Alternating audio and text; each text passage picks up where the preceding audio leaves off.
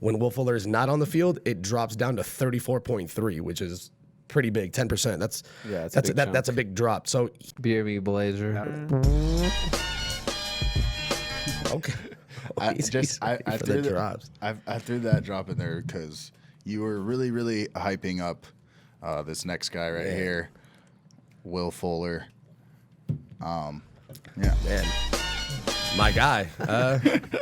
Yeah, You were off air. You were really hyping him up. I'm hyping. All right, I'll start with the bad, or with the what the naysayers would come with first. So 64 possible games. He's only played in 65% of them, so 42 games. So I mean, he has missed a lot, and like what we say, best ability, availability. But when my man's does play, He said, but. he is a beast. So in the 42 games, here's another bad stat before I go in.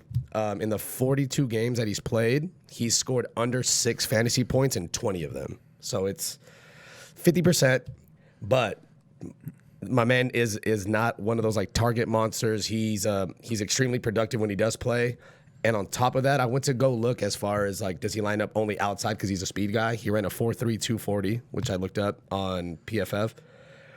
2018, he lined up in the slot 26.9% of the time, which is pretty high. 2019, he lined up 21.7% of the time in the slot. So he's a matchup problem. You can line him up really anywhere. Usually you think he's just on the outside, but you put him up the seams and he's going to burn anybody for sure. Yeah. On top of that, I went to look at Deshaun Watson because his numbers are always inflated when he plays. He attempts a deep pass, which is 15 or more yards, 14% of the time, which was last year, which was 5th highest in the NFL. When Will Fuller's on the field, he attempts it 17% of the time. And when Will Fuller is not on the field, only 11%, which makes sense. 14 is a pretty good average. Obviously, it's right in between. But so when Fuller's there, he does push it down the field more. So I went deeper and I looked. When Will Fuller is on the field, his Deshaun Watson's deep throw completion percentage is 43.2. When Will Fuller is not on the field, it drops down to 34.3, which is pretty big, 10%. That's a big drop. So he does look for him. So I think the chemistry between him and Deshaun Watson is big. You can tell when he's on the field, he finds him like a good amount of time. I mean, you can tell by those numbers. Another thing, I'm a big like yards per route run, yards per catch. His average target distance, 2018, he played 7 games. It was 15.1, which was 14th in the NFL amongst wide receivers. 2019, it was 14.8, which was 12th in 11 games. So even when he does play, he's getting targeted deep downfield. So you're not getting like these like Derek Carr type of like, pity pat type of passes.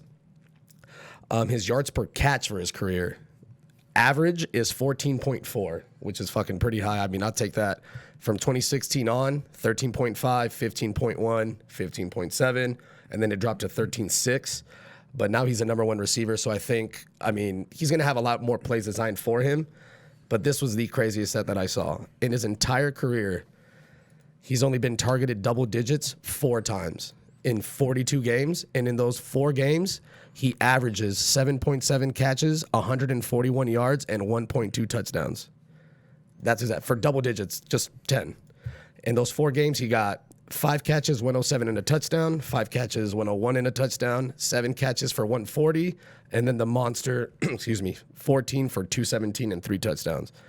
So he does have 20 points under 6, but if you just pepper him with targets, which he should be getting with the Texans, 4 double digits, and he's going to win you a game with those numbers. 7 for 141 and a touchdown. What is that? 23 points?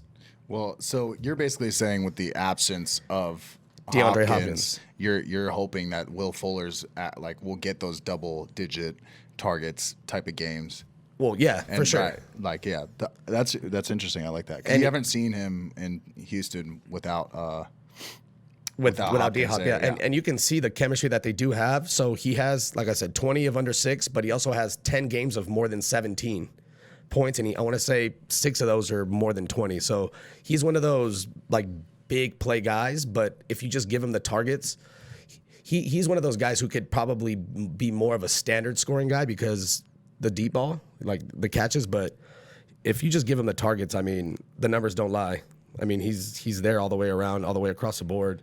Listen, people need standard sleepers. All right. I mean, both. I mean, for sure. Yeah, no, he kills it, and I was looking for everything. His career, like I said, 14.4 for yards per catch for career is pretty impressive.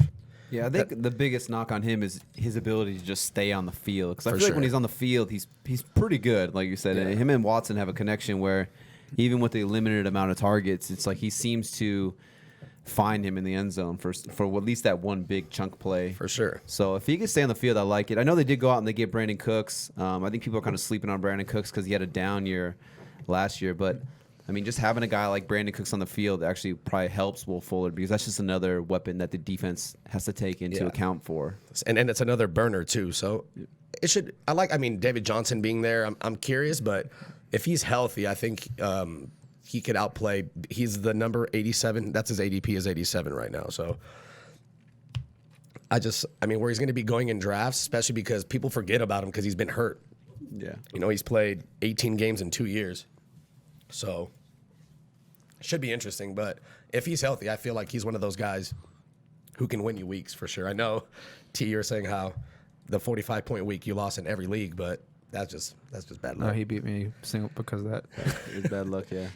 Yeah, no, yeah. I just like the talent for sure. Just get him the targets and let him stay healthy, and I think he'll be all right. Let me tell you, those stats. Hansel, so hot right now. So hot.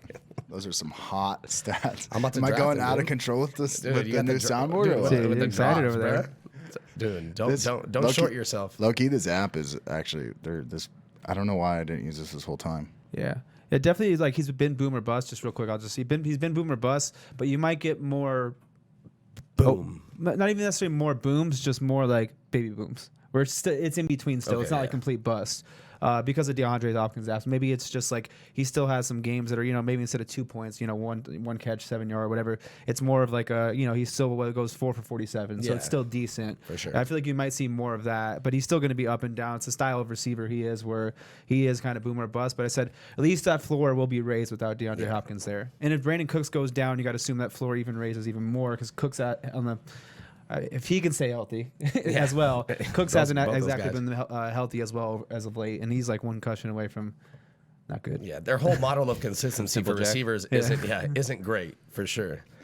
For sure. I mean, what you can say is like if there's one guy that Deshaun's probably going to trust or has the best rapport with out of the trio receivers of Cooks, Will Fuller, and Kenny Stills, you would have to agree that it's Will Fuller. Yeah, that's probably his go-to guy, I would assume. Maybe like a 1A, 1B scenario instead of like back in last year or in previous years, D-Hop was the 1 and Will Fuller was the 2. I think now you can maybe argue it's like a 1A, 1B scenario now. For sure. And like the one that got me was that the 10% drop-off because, I mean, it's true. Will Fuller stretches a field, but it's – and not only that, the 16 targets for 14 catches, I was like, damn, like they got something there. That's just not like a coincidence. But you can see it when he plays. It's just dude has to play. Yeah. He's just got to stay on the field. So, but that's someone I'll be looking to get. I think he'll obviously with the injuries, but if he can even if he stays healthy for the first 10 games, you could sell him high. He's one of those players you can do just so much with. You could pull a Deshaun Jackson on him, which also should be an honorable mention sleeper.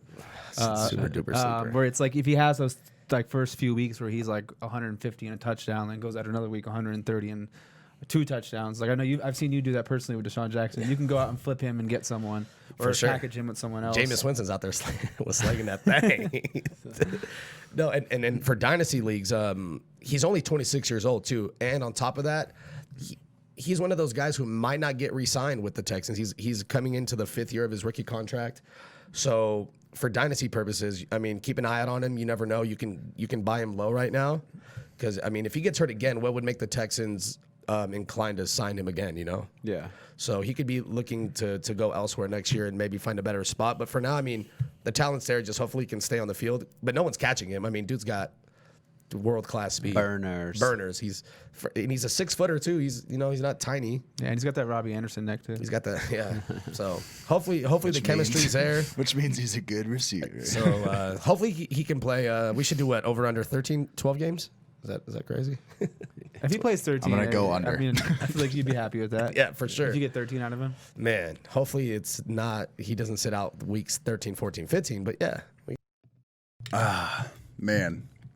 That clip was informative, huh? Well, there's plenty more right here if you click that. Also, go ahead and subscribe right there.